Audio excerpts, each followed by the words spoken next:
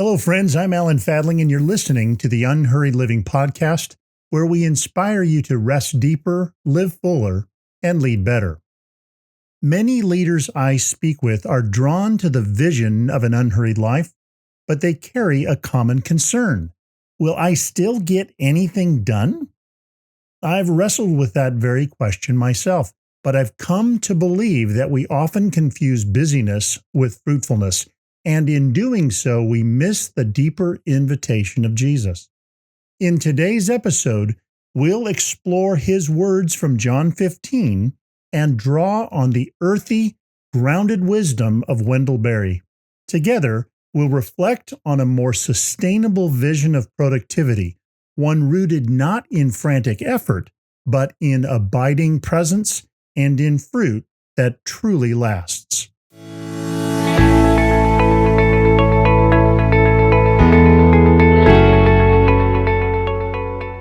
As I mentioned at the top of the episode, when I speak with leaders about living and leading in the unhurried way of Jesus, I get pushback about whether it's as productive as I claim.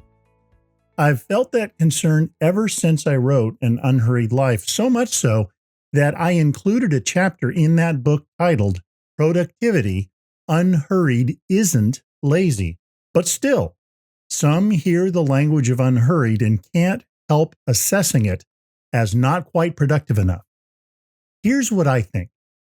We often radically overestimate the lasting value of busyness. Haven't you ever gotten to the end of a busy day, a busy week, or a busy season and wondered if everything you did actually mattered in the end? That's another way of asking, is what I'm busy doing going to have a lasting impact? Jesus seems to speak to this concern in a well-known upper room passage about a vine and its branches in John chapter 15. Listen to these familiar sentences in view of our theme of work productivity.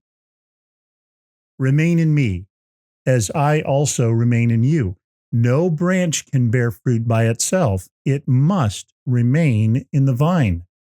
Neither can you bear fruit unless you remain in me. I am the vine, you are the branches. If you remain in me and I in you, you will bear much fruit. Apart from me, you can do nothing. You did not choose me, but I chose you and appointed you so that you might go and bear fruit, fruit that will last. And so that whatever you ask in my name, the Father will give you. Jesus is saying that it is impossible to be fruitful on our own. Only a life lived and work done in communion with Jesus is going to be eternally fruitful by the measure of God's kingdom values. Apart from the vine, a branch withers. In the vine, a branch flourishes. It's quite possible to be busy apart from Jesus, but it is absolutely impossible to be fruitful apart from him. And sometimes it is exactly our busyness that is keeping us disconnected from Jesus. One source of encouragement in this way of thinking about kingdom productivity has come to me and to many from an unexpected source. I remember years ago reading Eugene Peterson and hearing him talk about one of his favorite authors, a Kentucky farmer and poet by the name of Wendell Berry. Berry writes a lot about sustainable farming in contrast with the growing trend in farming over many decades towards more of a mechanical mass production orientation we might call agribusiness.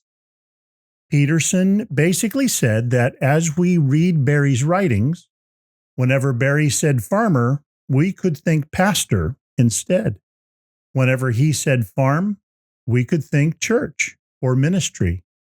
And you don't have to be a religious leader to benefit from Berry's wisdom. As I began reading Berry's writings, it worked for me. It gave me a vision for productivity that was more organic than assembly line like.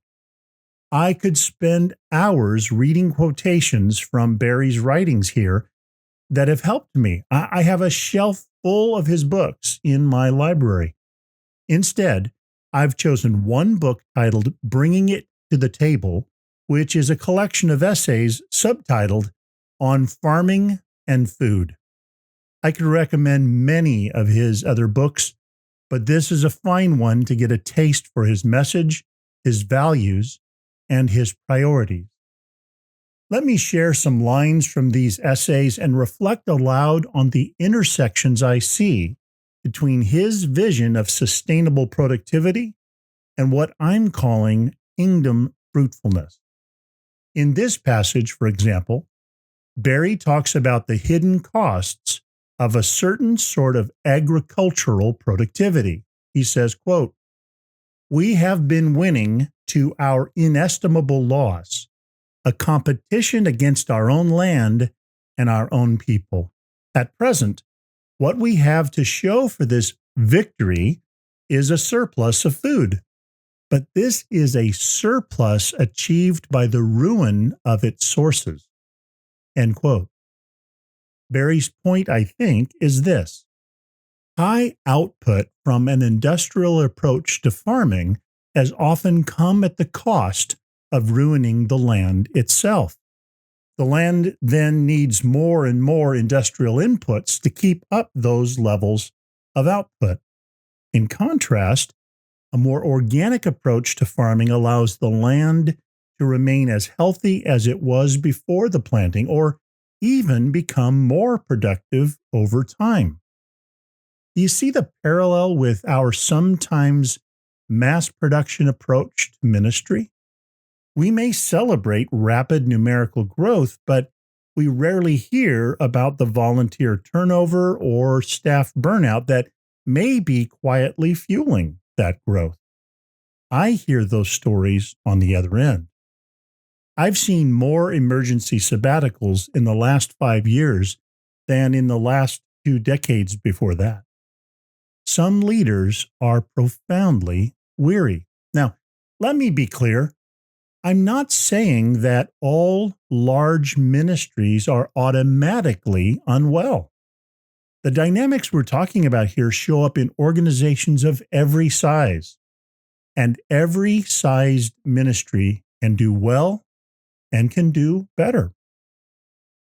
When Jesus talks about productivity in John 15, he speaks of both quantity and quality, bearing much fruit and bearing fruit that will last. Kingdom productivity grows in quantity because of its quality. I think that's how the early church grew. It's hard to locate a strategic plan among those early church leaders. The church grew because they cultivated a contagious way of life. Their fruitfulness looked far more like an organic farm than a manufacturing plant. I wonder how Jesus feels about rapid growth that comes at the cost of making the yoke of ministry heavier than he ever meant it to be. Here's another line from Berry. As you listen, think about your own ministry, whether it's paid or volunteer.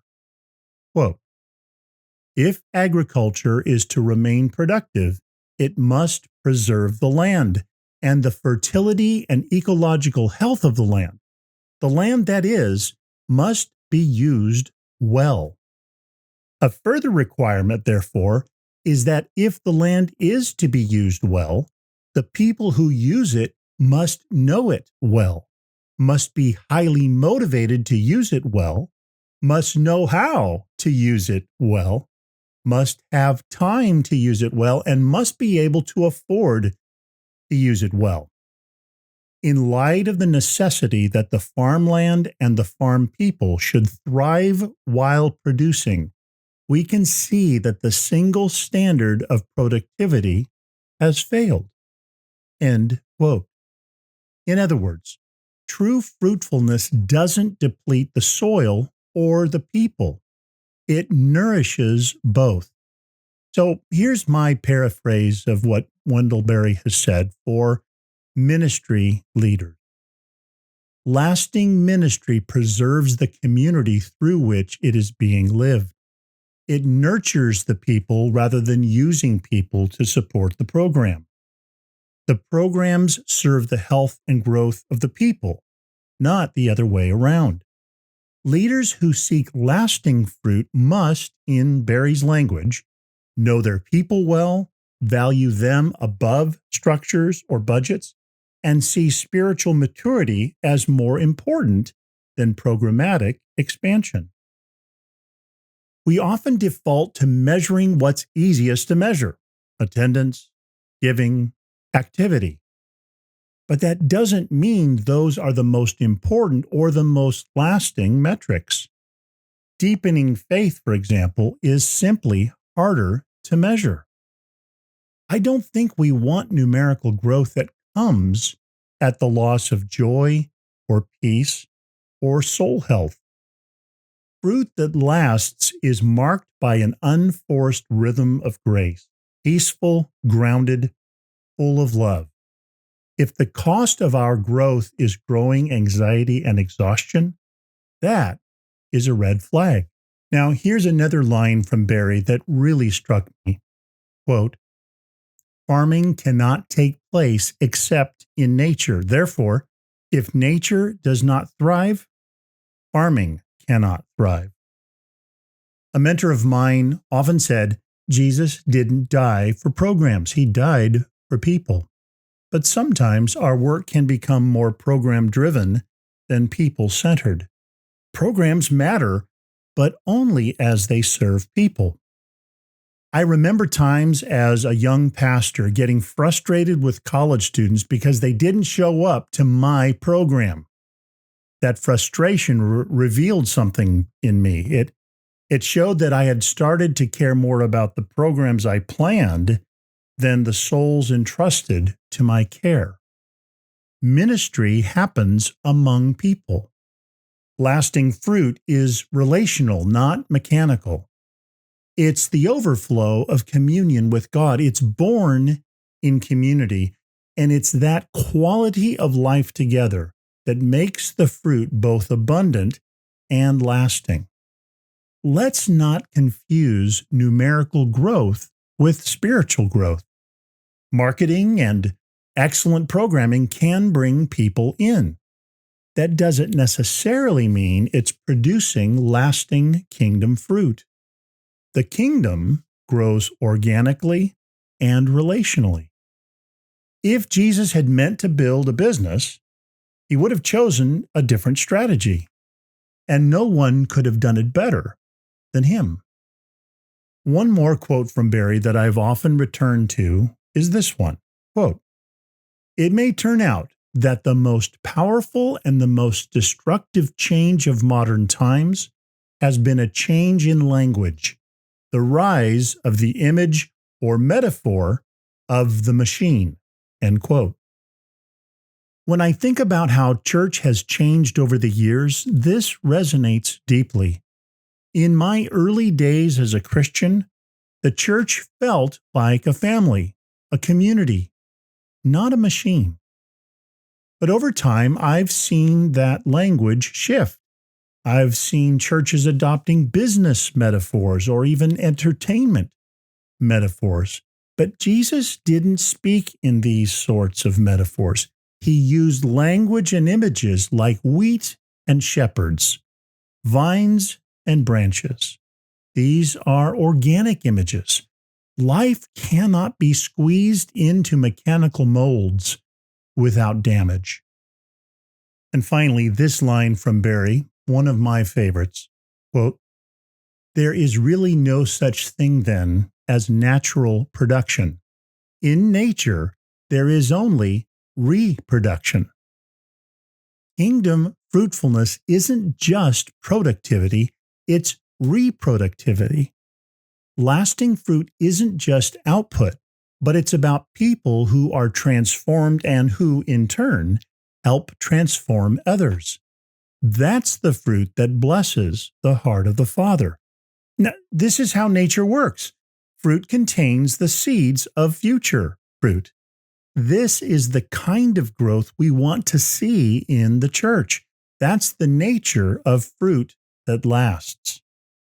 I want to thank you for joining me today, and I hope this conversation stirred your imagination for what fruitful, sustainable ministry and work might look like in your own life and leadership. As you reflect, think about this question. Where have I perhaps mistaken busyness or fruitfulness? What might it look like to remain more deeply connected to the vine in my own unique work? This week, you might experiment by slowing one task down, doing it prayerfully, attentively, unhurriedly. Or take a few moments each day to ask, am I working with God or am I working for God today? Who is my work blessing? Finally, remember, fruit that lasts always begins in abiding and always involves people. May the grace of Jesus deepen that abiding and relational reality in your life and work. Thank you for listening to the Unhurried Living Podcast. To learn more about us, visit unhurriedliving.com. In the show notes, you'll find helpful links and information about our partner, Life Audio, and all of their other faith-centered podcasts.